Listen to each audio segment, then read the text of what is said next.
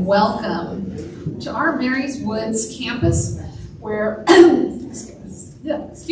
whether you're here in person with us or watching from the comfort of your home, we are excited to be kicking off our BIPOC Women's Speaker Series. I'm Janice McGuire, and this is Stacy Sharma, and we are the co-chairs of the Mary's Woods Diversity Committee. And we're so pleased to be working together with our local community partners and bringing you this exciting series continuing through March 2023. We would like to acknowledge all of our partners, Lake Oswego Respond to Racism, Westland Alliance, LO for Love, African American Women of LO and surrounding areas, LO Library, and we have special thanks tonight and all of our speaking engagements to the Westland Library for live streaming all of our amazing speakers. All right, well, tonight we have the pleasure of bringing you the State Director of AARP Oregon, Bandana Shrestha, and she represents the interest of 506,000 members, oversees the work of 7 professional staff, and over 150 volunteers to advance AARP's social impact mission for people over 50 and older statewide. Tonight, as with all of our upcoming speakers, Bandana will be sharing her story and her passions with us. There will be an opportunity for a Q&A at the end, and there's a microphone stand right up front here. If you'd please approach that for any questions at the end of her presentation tonight that you might have. So let's give Bandana a warm welcome.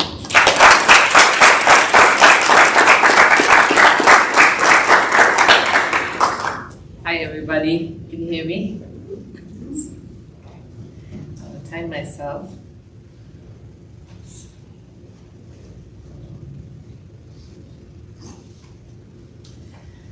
It's great to be here. Thank you so much for the opportunity and for the invitation. I think my bio that was read is sort of misleading because I'm not going to talk about AARP today. I'm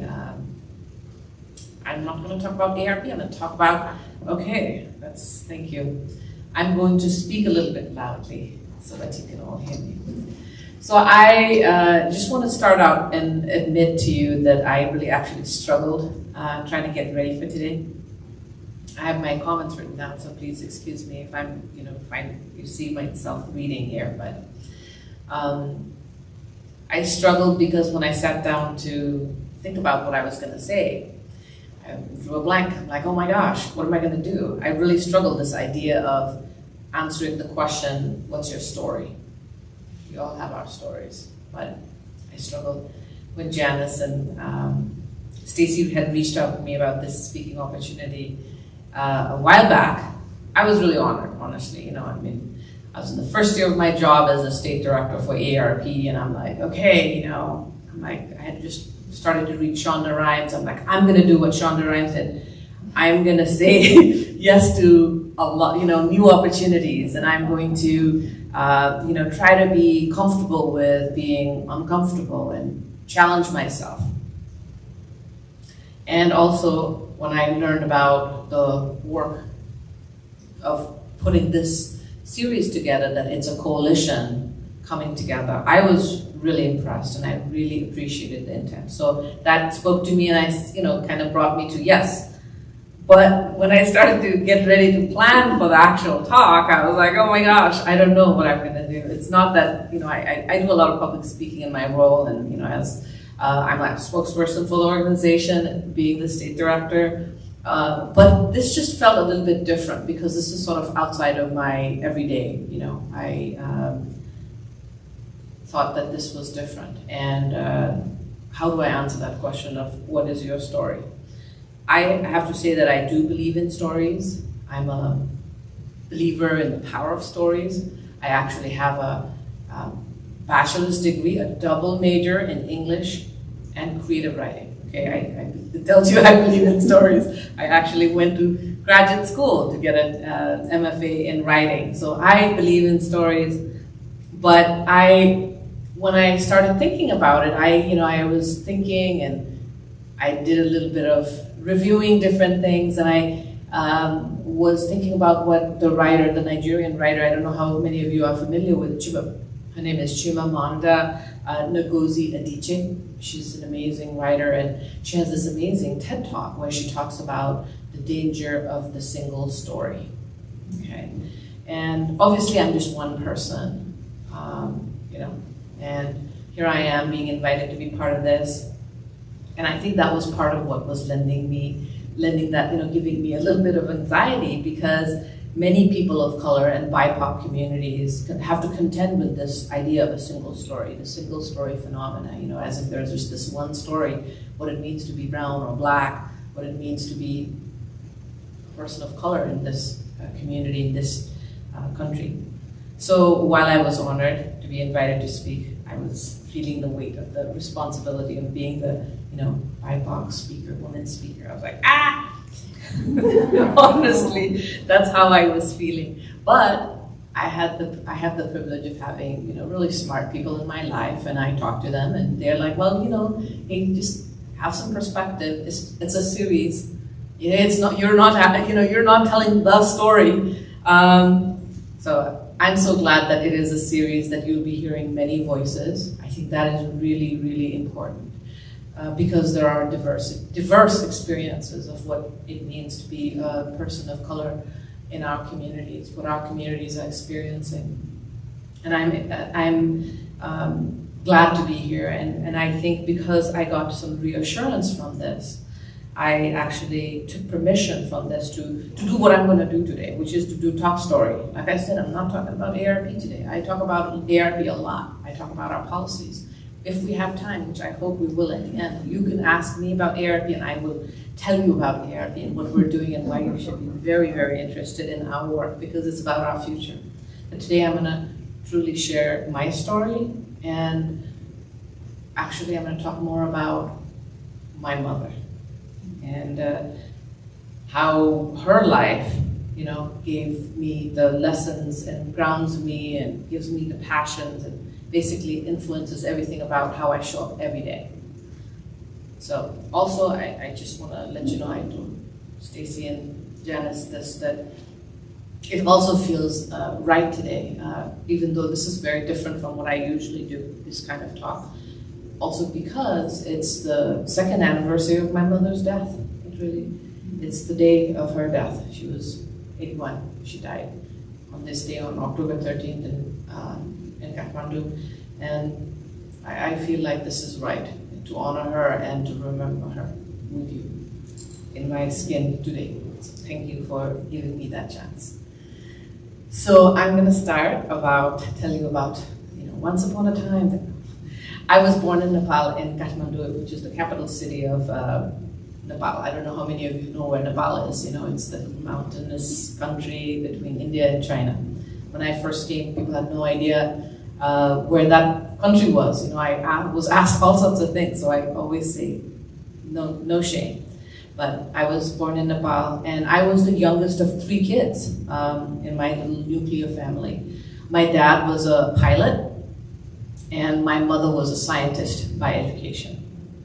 And by the time I came around, my mother was actually in public service. She was an elected official, and she was in her 30s. And my dad was just a couple of years older than her and was already a full captain in the Royal Nepali Airlines, and actually a royal pilot, meaning that there was monarchy. And when the king went around, he was, even though he had a regular job in the airlines, he would fly him around. And my parents were this amazing couple together. Sadly, my dad suddenly died at the age of 42 when he was 7. And can you imagine? It was such a devastation for our little family. What is unique and interesting about that couple, the couple that they were, is that they had broken, what I say, it sounds dramatic, but they had broken the shackles of tradition because they had chosen to have a love marriage instead of an arranged marriage. If you want to watch on Netflix, there are lots of stories nowadays about arranged marriages, so you know what that means. But this was a long time ago, and choosing to love and to choose to marry somebody that you chose was a big deal. But both of them were from the same kind of people, meaning they were Newars, who are the indigenous people of the Kathmandu Valley. So that's the family I come from. But my dad's side of the family actually came from eastern part of Nepal, where their family had emigrated ages ago, like generations ago, but they started in Kathmandu and they were Newars. So basically when my dad and mom chose to get married, and they didn't elope, they got married. My father though was seen as this hillbilly, cultured, uncouth outsider by my Kathmandu relatives. That's what I'm told. But he was that new kind of Nepali person. He had gone to college. He was the first probably in his family. I mean, we're talking about a country that was just emerging. And he was forging a new path that had just opened up in the 70s, in 50s. In Nepal was just coming out of a very different era. And he was one of the first pilots. And he charted new airways in the mountains and discovered and developed airports around the Himalayas. I'm just impressed by that. I feel proud of that. And my mom was also a pioneer. She was the eldest daughter of a Kathmandu clan, and she became one of the first handful of women who went to college and got a master's degree from India. Big deal for her generation. And having chosen her own spouse, she was a partner in that marriage and not a chattel. She wasn't just bought with a dowry, so to speak. Even though in Nepal was never quite like India is, where the dowry system is very strong still today. She worked outside of the home, and by her 30s, like I mentioned to you, she was a parliamentarian representing the graduate constituency, which is a very unique thing that they had in Nepal back in the day. So for me, as a young child, my parents were like this, pair of glittering stars in what I call my childhood night sky. I'm going to show you a picture of them. This is where I am from originally. This is Kathmandu, not Kathmandu, this is Patal, Pokhara, I mean. Here they are. These are my parents. This is early in their marriage, and it was in the 60s, and this is, he was a pilot, so I'm sure that was part of it. They were in Trafalgar Square in London, such an iconic picture, just a beautiful couple, right? And as I mentioned, they were a part of a country that was just modernizing, emerging from a millennia of traditional Hindu culture and centuries of political oppression and dictatorial rule. In the 50s, there had been a big political transition in Nepal for about 100 and something years, a prime ministerial dictatorship, prime ministers who gave their premiership to their sons and brothers had ruled Nepal even though we had a king, and then in the 50s that was ousted and then the king came back into place. So this was a new kind of opening of the country, and so it's a new time, and this was a new couple. And going off of my little writerly scenario here, I still have to say, I was a young person when my dad died, but I can still smell my mother's perfume. I remember her with her chiffon sari, and my dad, getting ready to go out for the night. And then they would also like host little intimate parties in our house, little small thing because we didn't have a big house, but it was intimate.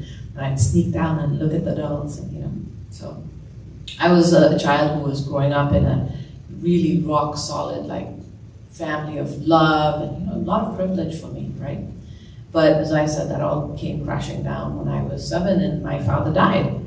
And there was no indication that anything was wrong. One day they woke up, they were in love, they had just come back from a wedding, my dad's cousin had gotten married, and they were waking up and he was in cardiac arrest, and they went to the hospital and he died when they reached there. And there was a lot of grief and loss, a lot of just immense loss in our family. But there was also this invisible crush of tradition and cultural expectation that pressed into my mother, which I probably will never fully understand. Because simply put, my father's death robbed my mother of status in this Hindu Nepali society. She was suddenly a woman, without protection of a man, in a society and a state where women get their legitimacy and status from men, first fathers, then brothers, husbands, sons. And she was this beautiful young woman, you know, so vulnerable, suddenly seen that way, even though she wasn't, in my opinion. And in the most visible ways, though, how her status changed, I saw it, I observed it. So instead of wearing her usual saris, you know, her beautiful colored saris and chiffon, she was relegated suddenly as a widow to wear cotton only, white. She was robbed of color and adornment. One of the first things that happens when a Hindu woman becomes a widow is that her tika, the mark in your forehead, which is a symbol of marriage in a lot of times, that's rubbed off. It's like a ceremony almost. You wash your vermilion off your hair, they break your bangles, your glass bangles. And I witnessed this. This happened to my mother. And I don't think I really understood, though, that how profoundly our life had changed. There were small clues and glimpses, you know, I was 7, going on maybe 8. So the year after my dad died, I was getting ready to go back to school. And you know, usually I went to a little Catholic school in our valley, and the tradition, the usual expectation was that you were supposed to cover your textbooks. The nuns were very serious. The textbooks and the exercise books with brown paper. You know, that's what you're supposed to do. Well, my mother made me cover mine with old bank calendar, ripped off bank calendar pages. And it was white at the back, you know, because the pictures were on side. So I was 8 years old, and I didn't understand why my mother would not buy me the usual brown paper roll. You know, I was really upset. And all I cared about was that I was going to look different, and I was going to stand out in class, and, you know, I had a major meltdown and crawled under the bed, and I cried and cried and cried. Next thing that kind of gave me an indication of how things had changed was there was suddenly a padlock in the pantry door in our house. It was locked. And also, there were a lot of new people in our house. You know, my dad was, as I mentioned, they had built a house, and my dad loved his house, his little dominion, you know. They were a nuclear family, very different from being a joint family in the past. So he loved that. But suddenly, you know, we had people coming in. I had an aunt who was from the eastern part of Nepal, whose husband had died. She moved in with her daughter who needed to go to school. There was another family who lived in the garage, and other relatives came in and out of the house. And I just, you know, was confused. But I really am not sure how we ate in those days, I will tell you. I talked about the locked pantry. My mom didn't have a regular job because, as you remember, she was in public service, and it was just not a job. But we did eat, all of us. You know, we ate. And that pantry had staples. Rice and lentils and beans and potatoes, and they're all under lock and key. We even had snacks. You know, maybe it wasn't like the peanut butter sandwiches or digestive biscuits or whatever my dad bought when he was on international flights.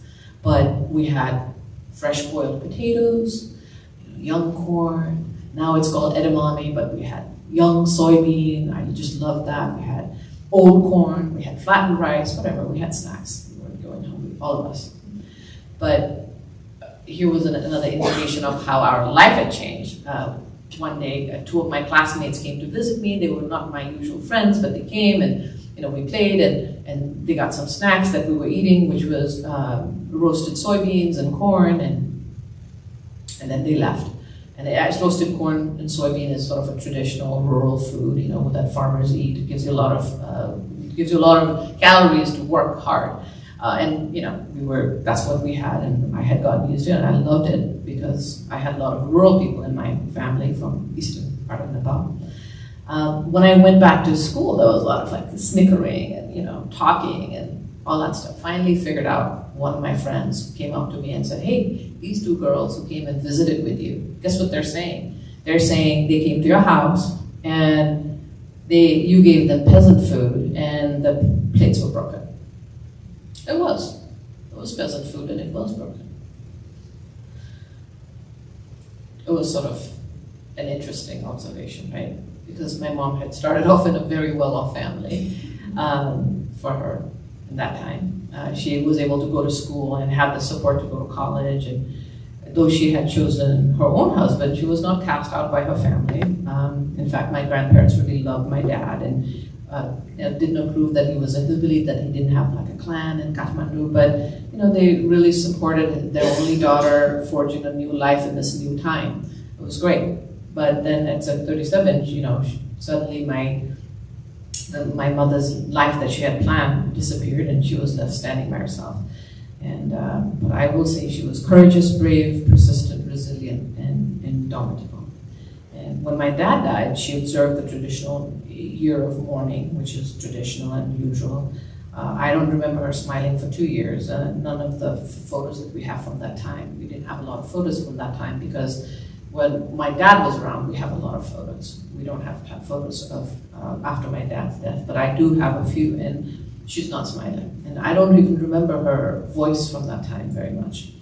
And I just had a few glimpses of her struggle. But you know, one was, I'll give you an example. One day another classmate came to me, and I think I was now in 4th grade or 5th grade. And she was like, "Oh, my dad saw your mother coming out of the liquor store the other day." Okay, that's like the most innocuous thing you might think, you know, how would kids know about liquor stores, like selling alcohol?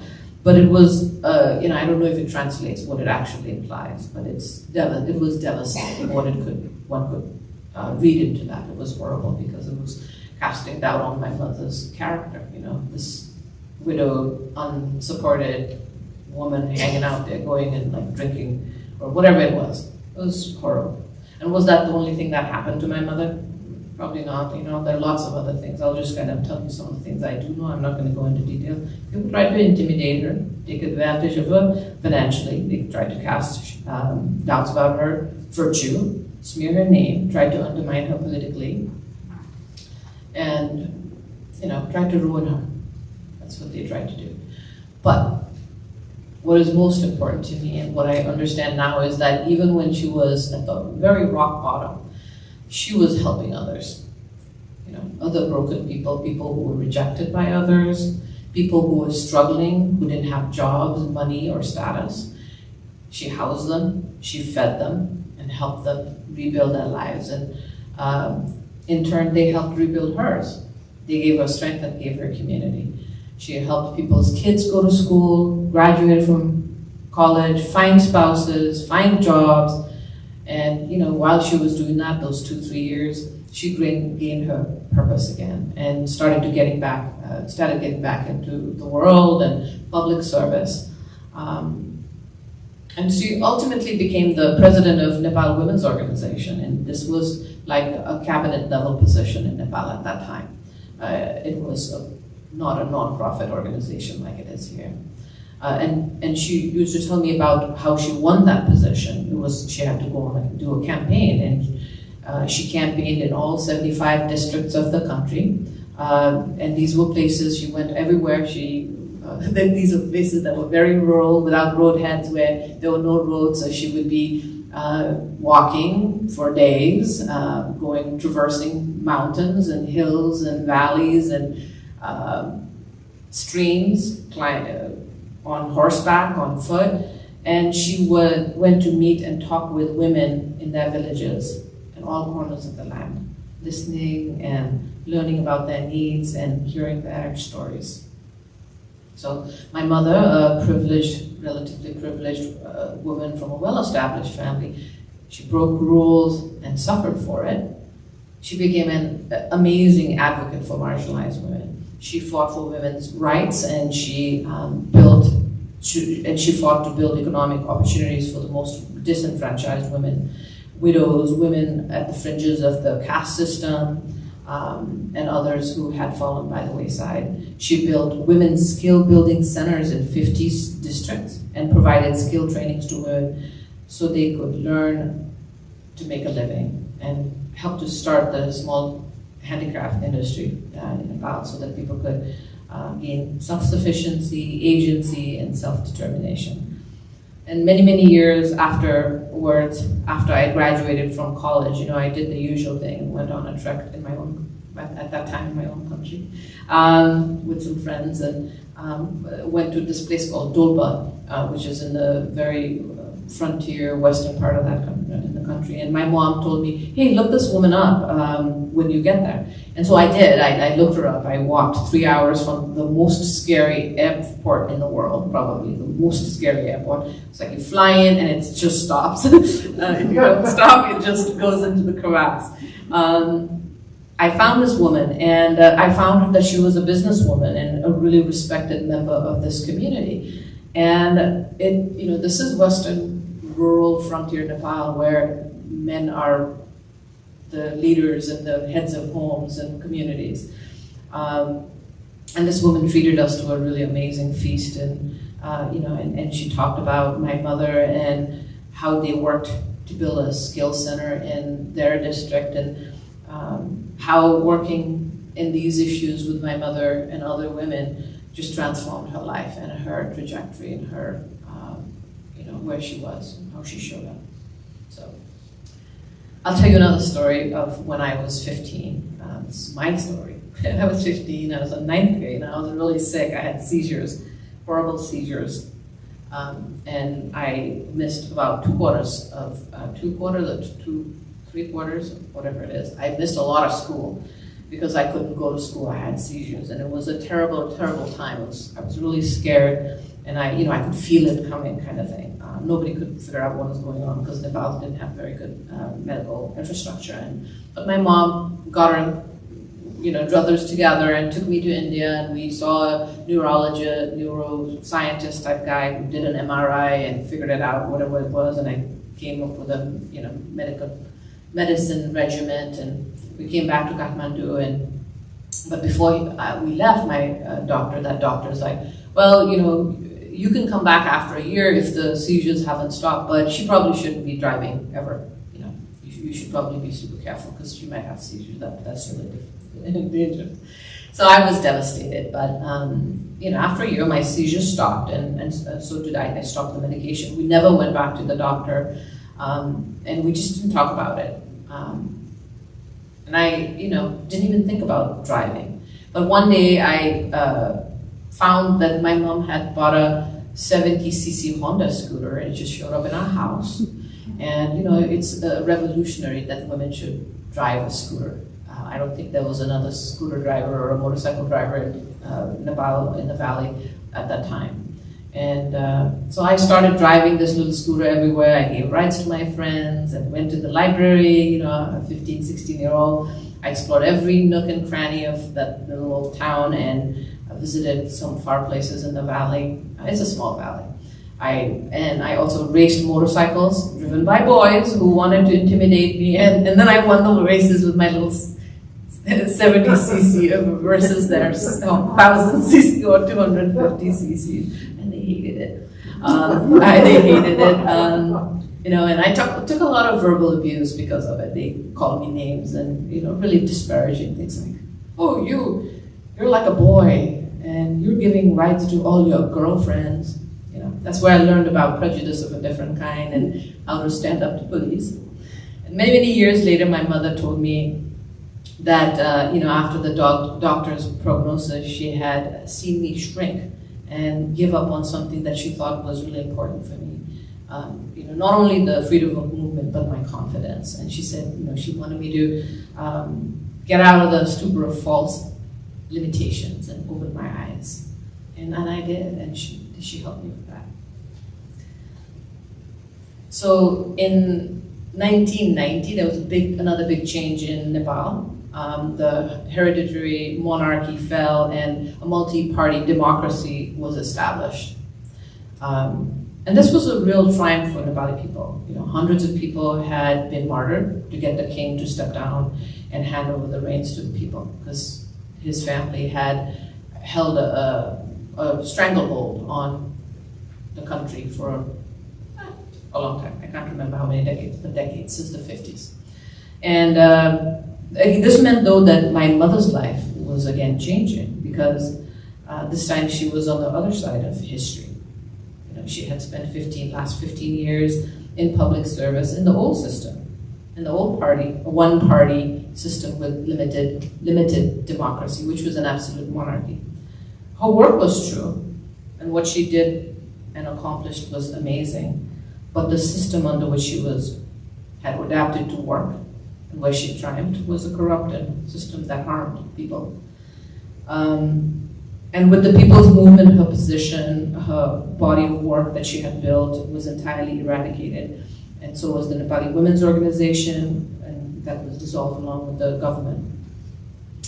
And I was already in the US, I come here in '87 to go to college. I was just 17 when I came. I didn't see a lot of this, this struggle, the changes that happened. But it was a very precarious time for my mom and many others who were in the old system, even if they were doing good or bad work, whatever it was, because revolutionaries are unforgiving. And there was a great deal of insecurity for her and the fear, again, of persecution, especially as a woman and as a single woman living by herself. I could talk a lot about the transition, but it doesn't serve the story today. But what was most significant, and I want you to understand, is that, again, my mother was at a crossroad, right, of not her doing. She was at a crossroad, and she did retreat. She did retreat. She gave up her work because that was what was required. I think she went to something and learned, no, this is not the time. This is a different era. People have spoken. So she retreated, but she did not give up on the world. After things settled down a bit, she took up her love of music. She had learned classical Indian, Hindustani classical music, and she started spending more time on that. She took classes, and she ended up getting a second master's in classical vocals in Hindustani music. So my mom went on to sing and produce many albums.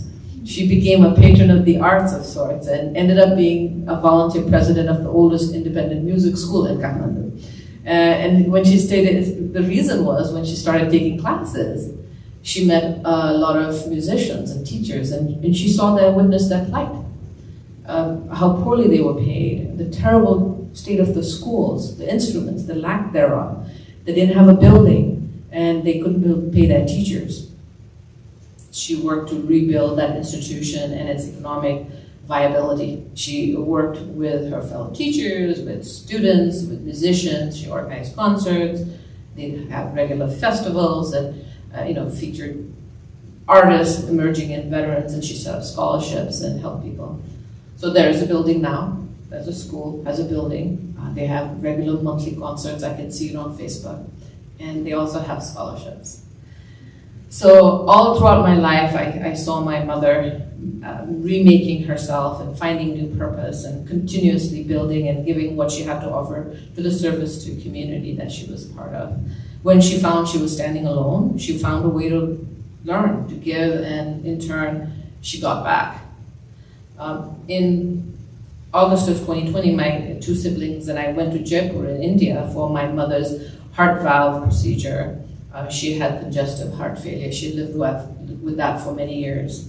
And the procedure was supposed to give her like extra 3-4 years, 5 years maybe, if it was successful, because it was a really innovative procedure. It gave her an extra year. I visited her again. I visited her, saw her through the surgery in August. Then I ended up going back in December and stayed there for 6 weeks because she needed me, and I wanted to be with her. She was in a crisis and not getting better. But I did come back in January because I live here. This is home for me. And then the pandemic hit, and I was not able to see my mother in person again. And sometimes I wonder what her prognosis would have been, how she would have done if she were not so isolated during this year of the pandemic. How her community could have come and comforted her and held her hand and do better, so that she could do better, but we don't know. So my mother has had an outsized impact on influence on my life compared to the actual time I got to spend with her. She died the year I turned 50. I finally did turn 50. I have been working for AARP for 17 years, and for the longest time people would say, what, you're not even 50? I did turn 50, and that was the same year that my mother died. She was 81. When she died, I would say, that we probably spent about maybe 13 years together, cumulatively living under the same roof. I was sent to boarding school after my brown paper bag meltdown. I stayed in boarding school for a few years till she felt like she could get back on her feet, and have a footing. And then at 17, I came to go to college here, and I went back to Nepal from college, but my life had taken a different direction, and here I am. Went to graduate school, and I've been here since then, off and on. I did go back, but I didn't come back. So whatever it is, I just didn't have enough time with her, but she has left me so rich, really, really amazingly rich, because I know that there will not be a dark day, because I can always find light in my mother's stories, and the passion she gave me are building community, fighting to help people have self-determination, agency, dignity, working to help people find purpose and to be in service to community. Those are my passions, and I got that from my mother. They have informed and shaped my life, and it shows up every day. That's part of my story. That is my story. So I try also to remember to take courage and not to be constrained by the limits that others seek to impose on me. I seek to live my mother's legacy every day. So that's it. I want to say thank you for listening to me and receiving my story. I started out a bit nervous just getting here, but I appreciate you being a witness. So I know we have a little bit of time together, and as I said, if you have questions and you want to talk about AARP, I'll be happy to talk about it. But I'm happy to talk about any other thing as well. So thank you very much.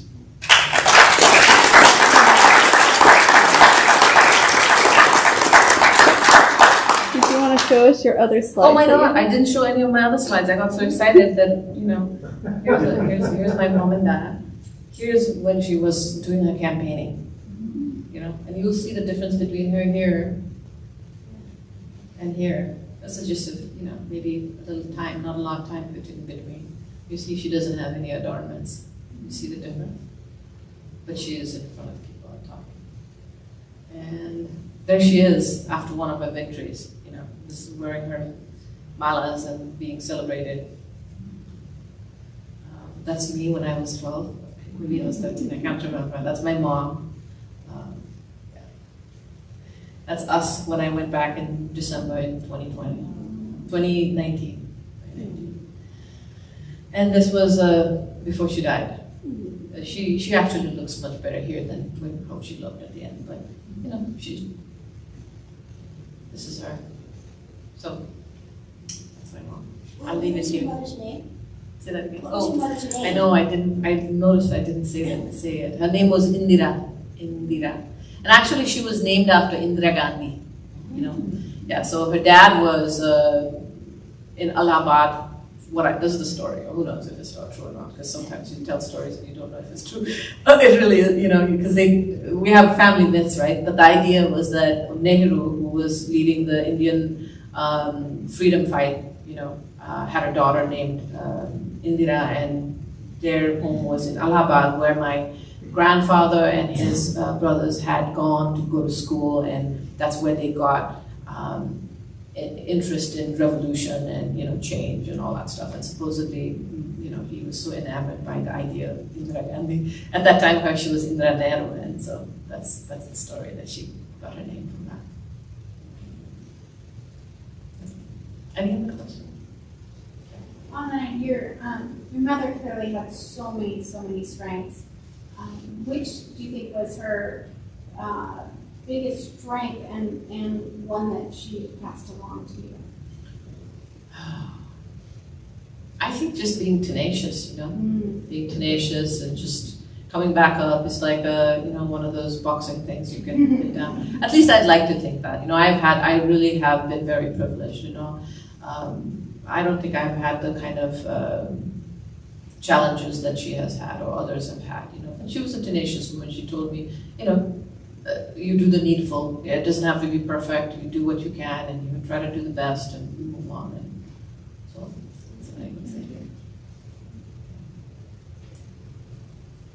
I got in after you were introduced. Mm-hmm. So So would you tell me, I know you work at. So I'm Bandana Shrestha. I am now the state director for AARP.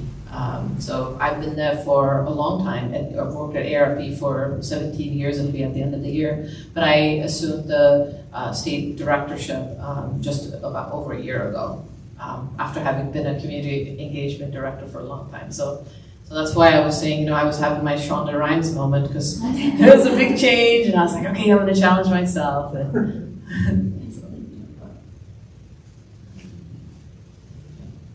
How many of you are AARP members? All right, see, I'm talking to our members. Well, I'm glad to be here. I hope you will consider, learning more and getting involved, because I feel like, for me, sharing this story was sort of as I mentioned, sort of a step outside. Because usually I'm thinking about policies, I'm thinking about what our volunteers are going to do, what kind of programming are we going to make, what are we going to get the gubernatorial candidates to commit to, how are they going to support older adults and their families. That's what I do every day. But all of that is grounded in sort of these values I have, because it's about social change. And but anyway, if you're a member, I hope you will be interested in being involved, because we need real people who actually live and are trying to have a life, be involved and lend their voices. So I invite you to join my community. You said you came to the United States for college, Mm-hmm. and then did you stay here? Well, I didn't intend to, so I call myself an accidental immigrant. But I did end up staying here because I actually went back, and then, I had met a boy, so I came back. We came back, we did a little bit of back and forth, but it was apparent this was going to be home. And then I had a kid, so, that changes the things too, so. Yeah, how do you think your mother's, her values influence the work that you do today with AARP? That's a really good question. I think that's basically what grounds me. And I thought a lot about my talk. And, I could have gone and done like a more direct talk about work and AARP and all that stuff. But I think the values I learned from my mother, especially about having agency, having agency as a person for herself, being that person, to be able to be that independent person even after she was deemed, having lost her status. That was such an important thing for her.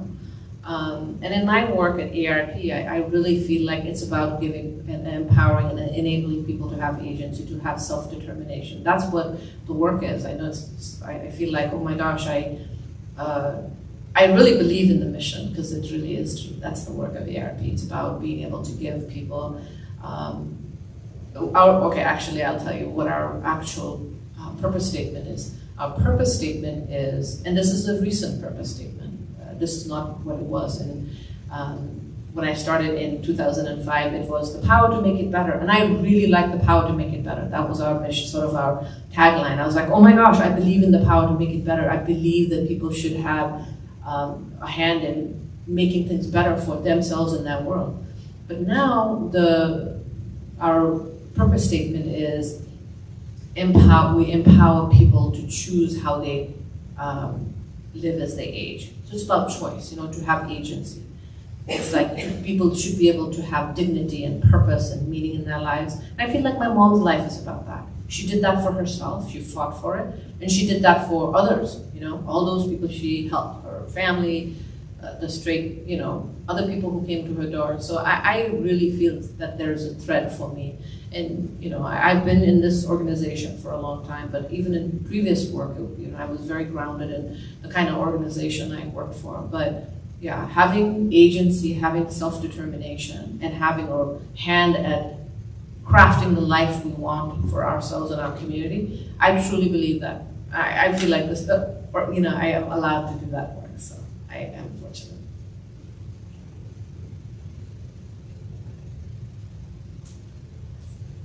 Bandana, I really love the story. Thank you for sharing. You spoke a lot about Human's community and communities. For your sons at AARP has been that community, you've spoken about it.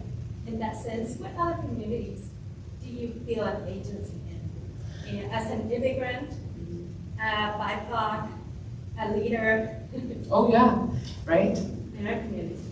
Those are all communities that I'm part of, like sometimes I wear this hat. Most times when it's best is when I can wear many hats that all at once and it's all true. Like today I feel like it's all true because I'm coming whole in myself and I'm talking about AARP and I'm able to talk about my whole self in some ways. Sometimes we don't talk about it that way.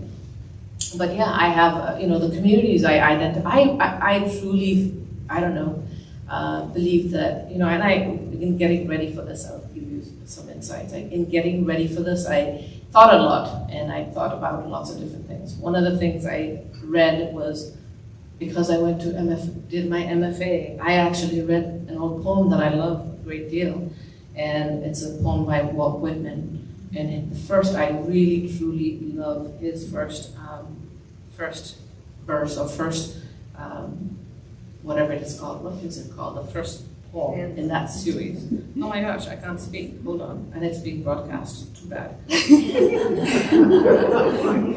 I'm going to read it to you because I'm such a nerd. So, I know because it was about the story, right? So I love this, okay? I will only read a couple of them. So it says, I celebrate myself and sing myself, and what I assume, you shall assume. For every atom belonging to me as well belongs to you.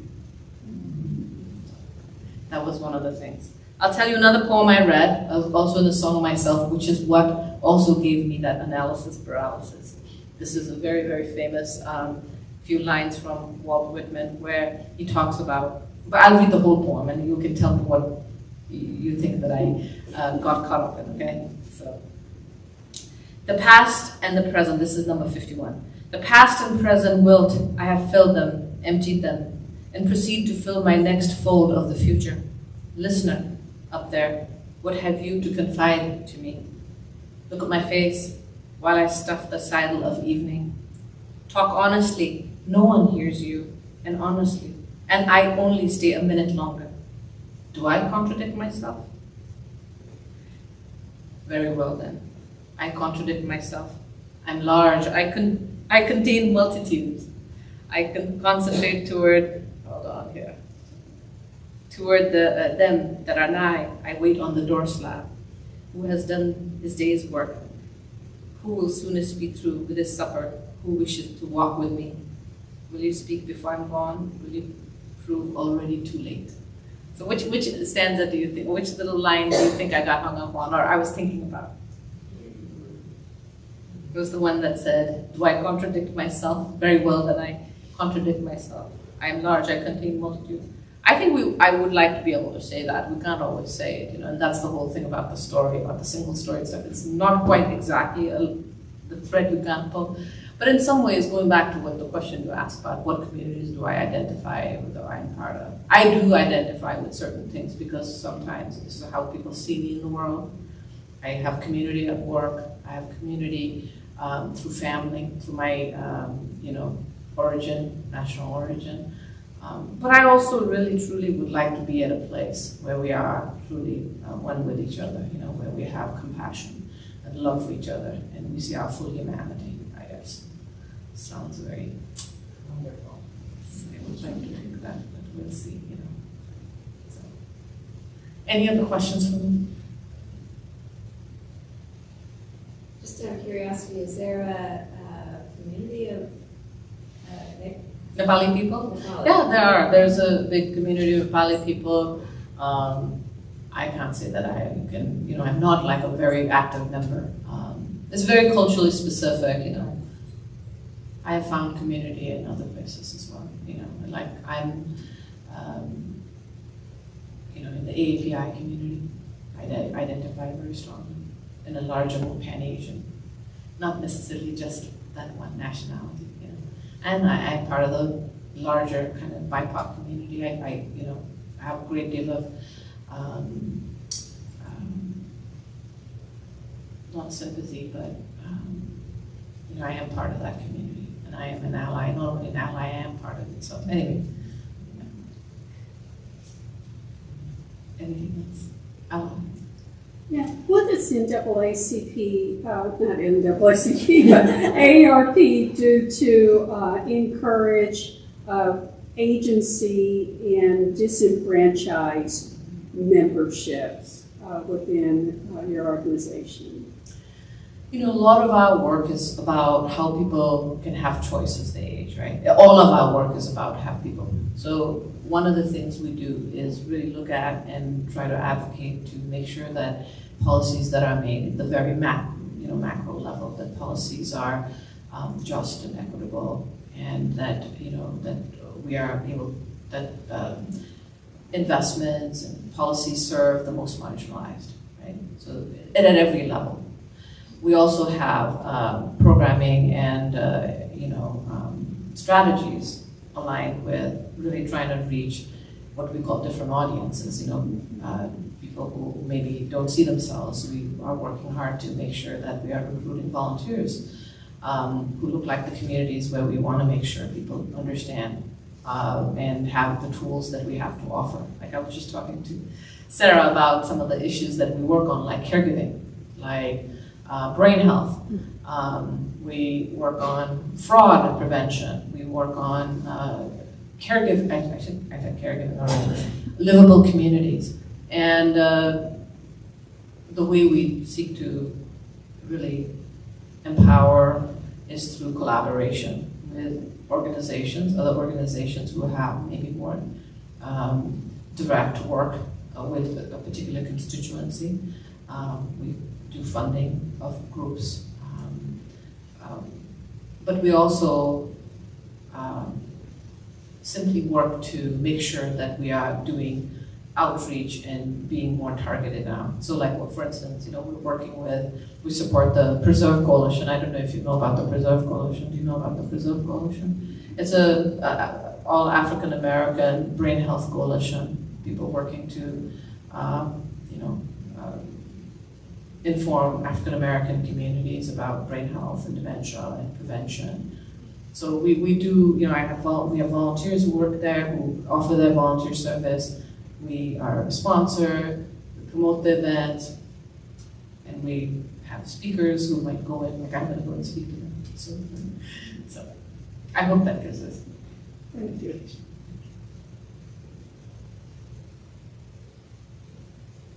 Anything else? Otherwise, I would take the privilege of telling a few things. Yeah.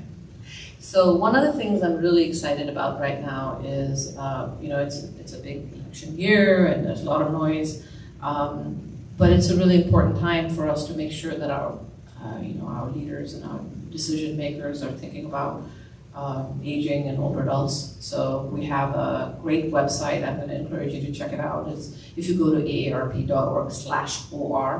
you can access we have a whole landing page about the questions we've asked the 3 candidates for governor.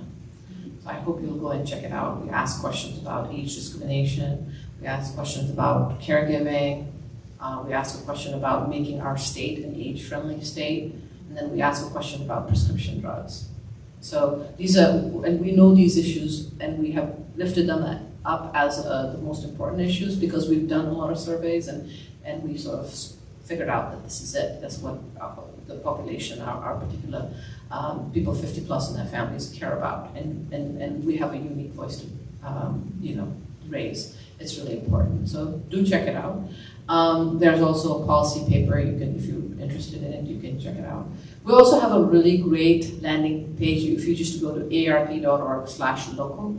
AARP during the pandemic has just offered an immense amount of virtual programming. We do free movies. We just had the one called Where the Crawdads Sing just the other day in Bridgeport. I forget what the one before that was. It was the one with Tom Cruise. Top Gun. That was good. I liked it, even though I'm not a big Tom Cruise fan. But But then, there are lots of other fun things we do as well. It's not just policy. And we're always looking for volunteers. We're looking for volunteer leaders, and you don't have to do a lot of different things.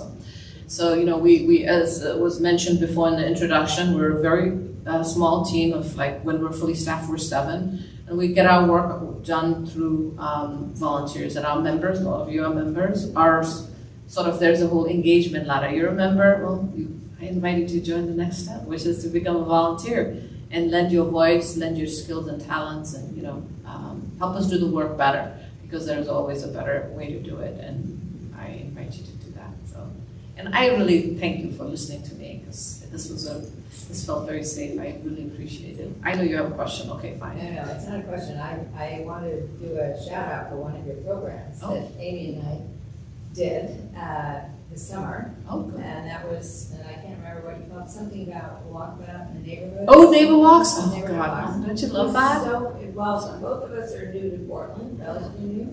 So it was a very lovely way to walk around neighborhoods. A couple of them, the 2 we went on, I was completely oblivious to where they were or what they were. Oh, great. And, yeah. Yes. And the volunteers that were there. Oh, I think the best. They were wonderful. Yeah. Really wonderful. Oh, I love that program. I actually had I collaborated with a couple of partners, the City of Portland's Bureau of Transportation and Oregon Walks, and then our volunteers especially. We came up with this idea of doing a series of walks to get people out to advocate for safe streets, because guess what? Older adults die as pedestrians on streets more than any other group, so we wanted to say, hey, we're taking up the street, these are our streets, and we were going to do that by walking. So we came up with this idea of volunteer-led walks, and it's been around since 2015, and we only do so many walks. We were kind of on hiatus for the last 2 years, even though we had some virtual walks, people could download and do it, but it was really awesome. I'm so glad you went to it. We don't have a walk planned for just yet, but we're hoping we can do some pop-ups maybe in the new year. Please take a look at it. It's aarp.org/neighborwalks. It's with an S, one word, neighborwalks. All right. Hey, thank you so much. I really appreciate it. I thank you very much.